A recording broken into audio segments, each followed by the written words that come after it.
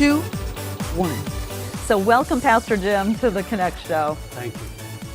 I'm excited to have you on the show. First, as someone who's married a long time too, I need someone like you and your wife, Ruth, that have been married to say, yes, you can do it. That's right, you can.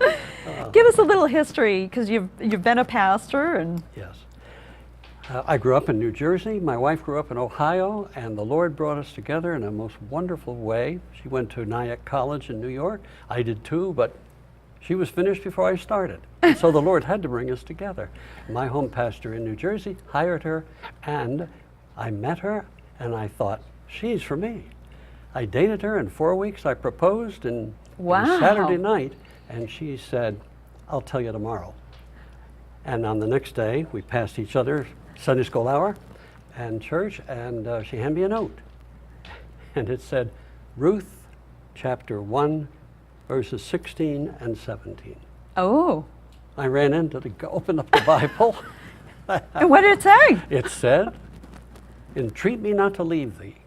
Whither thou goest, I will go. Oh, My God will be your God. My people will be your people will be my people. Your God will be my God. And where you're buried, I'll be buried also. Oh, incredible. And we were engaged in a year and a half. Then I served 2 churches, one in West New York, New Jersey. People have never heard of that place, but it's near Brooklyn. It's near Hoboken. Okay. And the other is in New York State. And then we went to Africa for 12 years. We took our 2-year-old with us, and we then had 4 more born in Africa in a little Wow. town called Ferikesidugu. Ooh, I won't repeat that. No, you don't need to. That's Ivory Coast. And we served the Lord there for 12 years, reducing a language to writing, reducing preparing a hymn book, and also preparing scriptures. And then we came on home. One of our twin daughters had a hearing problem, and plugged in Toledo, where my wife came from, and served 4 churches in the Toledo area. One a Baptist, one a Presbyterian, one a Christian Missionary Alliance, one an Independent, over the 44 years. And the Lord blessed. And then I got 1 book written. Now, so you went from all of that and then became an author. Correct. So you've written how That's many the books? first one, 2. 2. Okay. This is the first one, Sing a New Song. Wait, can we just real quick, tell us what it's about, because it's so funny now meeting you in person from our conversation yesterday. Well, when I came home from Africa, it was mid-60s, 1960s, and you may remember what went on then. The revolutions of the youth and the women and the whatever. And when I came home and I heard all this rock and roll, I wondered, will that find its way into the church? And so what I did is I went to the University of Toledo and got a master's in sociology with an emphasis on the culture of rock and roll. So you wrote your thesis on rock and roll. The culture of rock and roll. And I had to listen to a lot of it. But what I was funny. interested in finding out was what were the values of the hippies that were reflected in this music of rock and roll. And that helped then write this book, the second book, which is You May Now Kiss the Bride. What a great title. They are biblical principles for lifelong marital happiness. Now, why did you write the book, Pastor Jim? Well, a couple of reasons. One is that I've been finding that the statistics are becoming appalling as far as divorce is concerned, even amongst Christian believers. It is up to 50 or higher percent, the same or a little bit worse than that of the world. And so that was a real concern to me. And so I wanted to see if I could provide something that would be biblical principles for lifelong marital happiness. And that was one reason. The other reason was I had spent the last 44 years before coming here in Toledo, Ohio, and counseling and doing a lot of interacting with couples. And so I found that one of the interesting things was that people are not attracted to each other because of the chemistry. What chemistry? They're attracted to each other because of values. Values, okay. Values come in pairs, and they're complementary to each other. And with the hippies, it was values. They wanted to emphasize equality. My generation wanted to emphasize authority. That's really a pair. Authority, vertical, equality, horizontal, both and. And I found out a lot, well, the hippies were talking about all you need is love, love, love, remember that? And so they were emphasizing the emotional side. And my generation emphasized the rational. And it's not either or, it's both and. It's and both, so I bring those together because if you don't appreciate, for example, the very simple one that I use, and we have a graph for it, and that is a graphic that has to do with thriftiness and generosity. Okay. And I found that if there's a couple who get married, one probably is more thrifty, the other is probably more generous. And in courtship, they love that. He loves her generosity, she loves her thriftiness, but when they get married, each one defends his or her own value. The I or the me gets in there. And so, no, our marriage has to be based on thriftiness. And pretty soon she realizes they're drifting towards being tight. He's tight, not just thrifty. And then You mean he's cheap? well, cheap. There's a lot of words to describe it. Okay. And he looks at her, and he doesn't see her as generous anymore. He sees her as spendthrifty, if you know that word. But that means wasteful. Right. Spending a lot. But those are paired values that in courtship actually draws people together. But when they get married, they defend their own value, and that becomes a problem. Now, in your book, you mentioned courtship love versus married love. Is that tied in with that? That is tied in with that. And his courtship love is what I just explained, and that is he likes her generosity.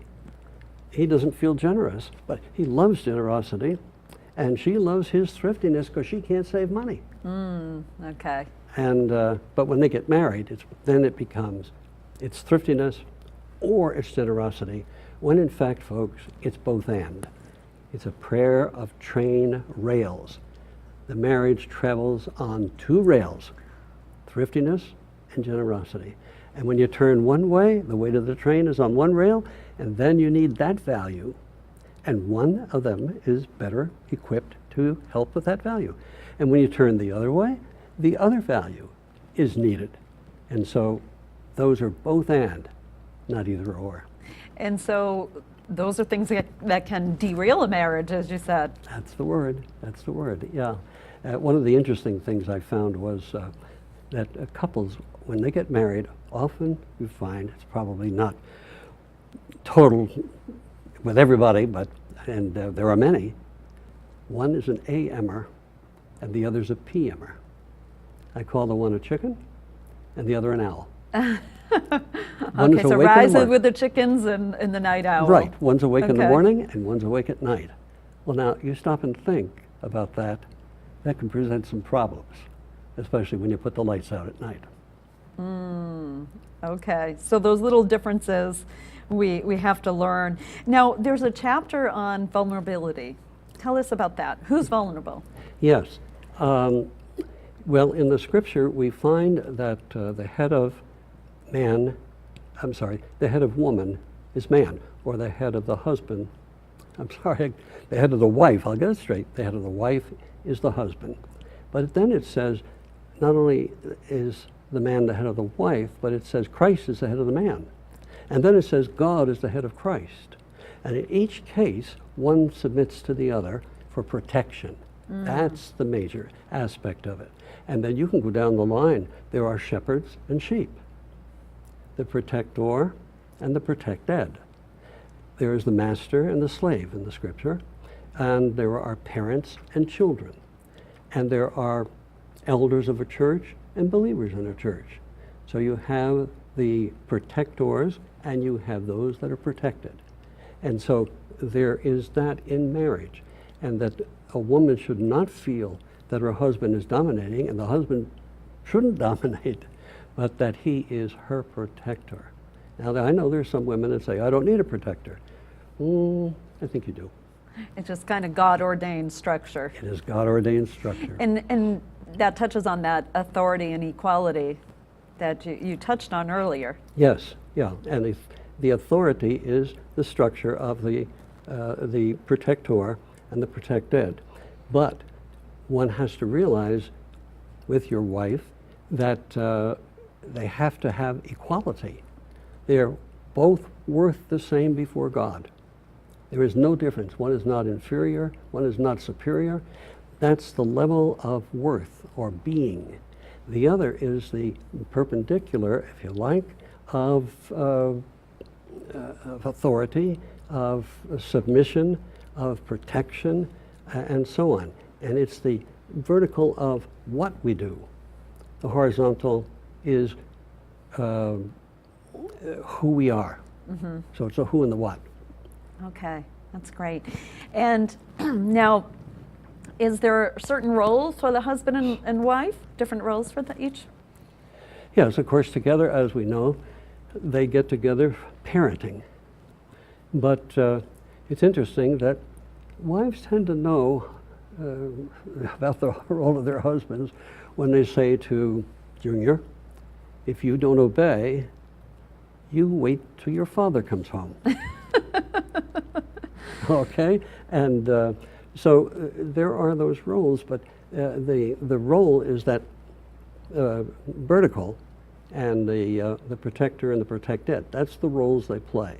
Okay. But one must never think that in my case, when my wife is less valuable than I am to the Lord, or less valuable to me than I am to myself. It's equal, but there is that relationship of the Lord has ordained that the protector helps and protects those that need protection. Okay. Now, you've written 2 books. Is there a third in the works? There's a third in the works, and the third in the works is going to be called Meat and Potatoes for Hungry Christians. Oh, I like it. And the reason for that is, you may be acquainted with George Barna, the Christian pollster. He wrote in his 2005 annual report that he found Christians are biblically illiterate. And the younger the person, the more illiterate in Scripture. And so this book is a book to teach biblical truths. And I think part of the problem has been once the Sunday evening evangelistic service went by the boards because people had TVs at home, primetime, right, sports. So much to do. They didn't have to come to church. At one time, church Sunday evening was the only gig in town. And so they didn't come, and then they had to sort of close down the Sunday evening service. And then many of them moved evangelism into Sunday morning, which is fine. That's a book we'll have to look forward to. All right. And if someone wants to get your books, I think your website's been on the screen, your contact information, and they could do that. All right. Well, Pastor Jim, thanks so much for coming on the show. You're an inspiration, and I appreciate all that you're doing. Thank you.